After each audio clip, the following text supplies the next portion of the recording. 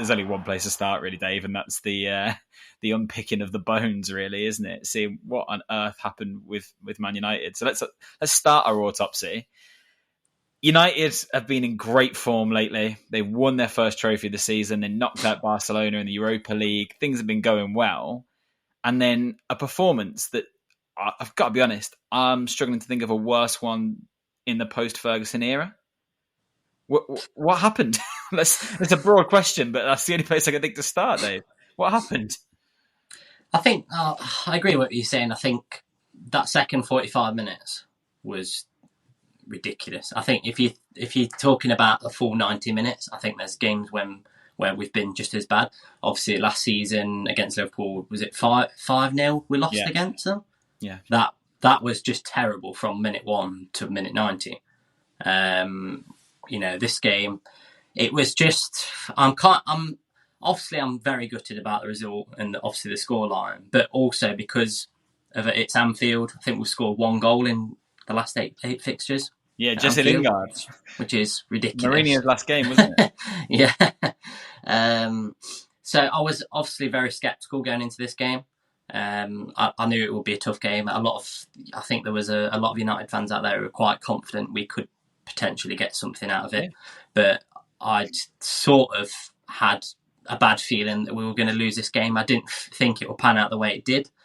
The first half, I didn't think there was a lot in it. I thought United probably just edged it because we probably had better chances, more better chances. I think Gakpo's was their first shot on target. So, it was. I was a little bit confident. I thought we'd respond, but there's been games this season when United have started to slow out the blocks second half at the start of each half actually, and that was the case again. I mean, obviously they went 2-0 up. One thing you've got to say is every single goal was almost a self-destruction, really, from United. Yeah, and I do want to kind of highlight that a little bit because for me, the most worrying thing about the whole performance was just how quickly United's heads dropped. We know what Liverpool are capable of. We know what their attacking power is. And yeah, on their day, Liverpool can put goals past anyone.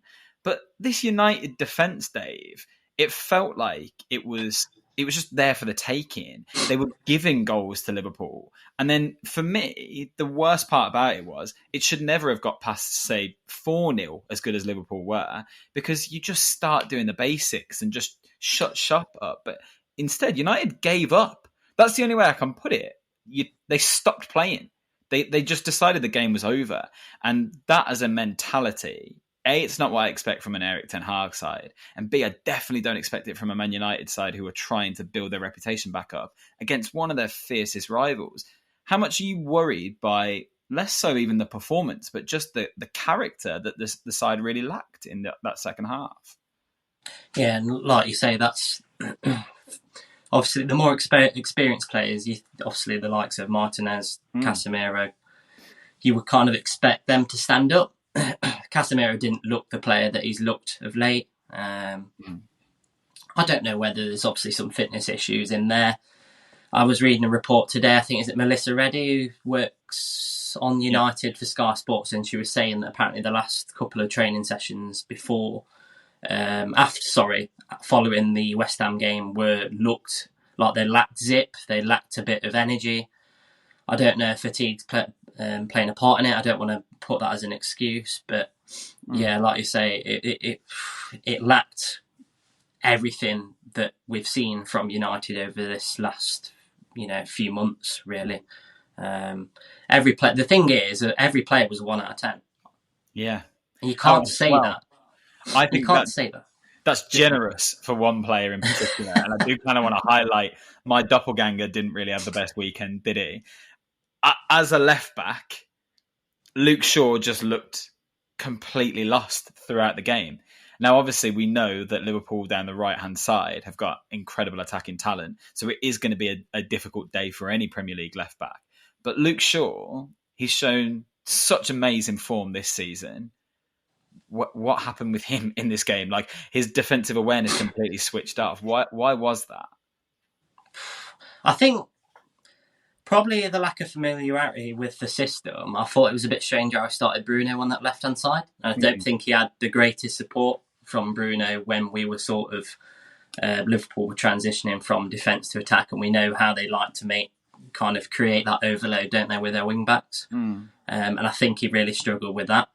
The fact that Salah looked like he probably played, I'd say that's probably the best game I've seen Mo Salah play in over a year. Yeah, definitely.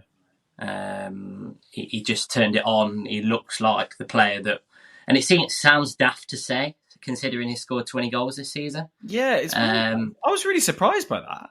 Yeah. It sounds daft to say, but it was like vintage Mo Salah. He was turning, them inside out, and he had such, joy on that right-hand side, and, I didn't really have an answer to it, but it was, obviously when they went 2-0 up, 3-0 up, I think was the turning point, because there was a couple of moments following after 2-0. You kind of thought, well, we're still in it, if we get a goal. And there was a couple of moments when United had sort of, obviously Rashford got thrown on goal, didn't he? I think Alisson made a mistake where Bruno Fernandes didn't make the most of an opportunity, where they just didn't make the most of it. And you just thought, if they can get a goal, who knows, But as soon as it went to 4-0, like you say, it just seemed like everyone gave up, and that's the worrying thing. There was just zero structure, and I don't know. It kind of resembled United City. Yeah, it did. All those years ago, 6-1. Yeah. Where United went 3-0 down. I think Darren Fletcher scored a header. And then it almost felt like United thought they could still get something out of the game. So they kind of didn't go gung-ho, but they were very open. They were vulnerable to counter-attacks, and once it got to 4-0, 5-0, Liverpool were comfortable. They were just passing the ball around. It was relatively easy. Liverpool were clinical on the day. And the thing for me is, I think we saw the very worst of United, and we almost saw Liverpool at their best. And that's probably the best I've seen Liverpool play for quite a while. I think the most telling thing for me with the defensive performance was there wasn't one of those goals really that I looked at David De Gea and thought he could do better with that. I just felt like he was so vulnerable all game. For any chance Liverpool got, no one seemed to be able to get anywhere near their man. The third goal, I think it was, Gakpo's second one. I mean, even the fact that I have to say I think, because you lose track of which goal was which, that says all you need to really. But watching Lisandro Martinez move out onto the left wing to try, into the left back role to try and cover Salah, and watching Shaw completely forget he was on a football pitch was bizarre. You could see Gakpo running in behind him from 40 yards away, watching it at home. And Shaw just seemed completely unaware that a man was coming. He didn't know what position he was in. Now, let's not forget, this is a player that's played centre-back a couple of times for United. So drifting infield shouldn't be that isolating for him. But United just didn't seem to even be alert going back. It was like they expected to be on the front foot the entire game. So when Liverpool hit them with an attack, they didn't really have an answer to it. Now, the one caveat I have is a lot of what I've heard is the players were disgraceful. They are the problem. No blame lies at Ten Hag for the way he's set up. It's all on the players. Now, I agree to a degree that those players should be ashamed of the performance they put in. That's the plain and simple way of looking at it. Bruno Fernandes and his antics were embarrassing. I'm sure you've got your own thoughts on that, Dave, and we'll talk about that in a minute. The defence was shocking. I look at it, and I saw so many flaws in the way United set up. And tactically, I thought United went wrong in so many areas. I wonder what your take was when you saw the lineup and when you saw the way they were trying to play against Liverpool. What did you make of it originally, Dave? Well, it was hard to say how they were. Like, you look at that lineup and you wouldn't think Bruno would be operating on that left-hand side. No. You wouldn't have thought that would be kind of how they would play. You'd kind of expect Rashford to operate on that left-hand side. I mean, there was so much talk before the game of how Trent was going to play against, and contain Rashford, and we didn't even see it. No. It was Rashford on the shoulder, pretty much of the centre backs for majority of the game. And to be fair to him, he did have opportunities. There was obviously that moment where he miskicked, didn't he? And he got on the end of a really good Luke Shaw ball in the first half.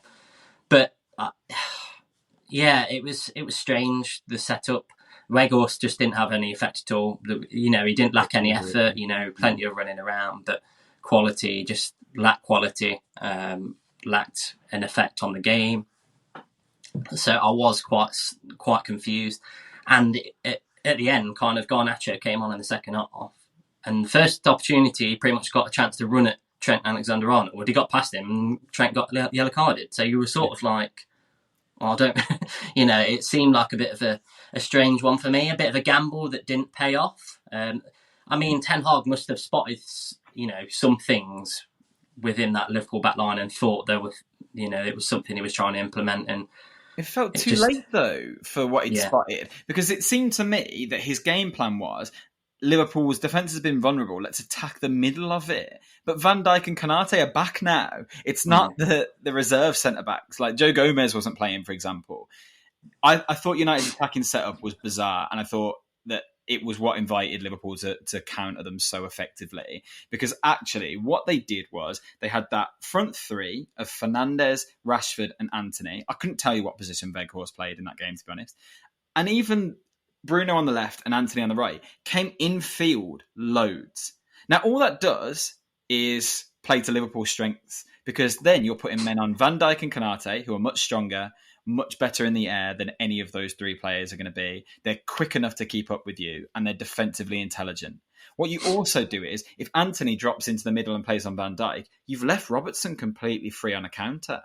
Or the other way around. If Bruno drops in on Konate, you've left Trent Alexander-Arnold free on a counter. And that's what kept happening. They kept lumping balls over the top towards Rashford. Van Dijk was winning a header to his fullback, and then they were progressing with the ball so much quicker than United were ever able to.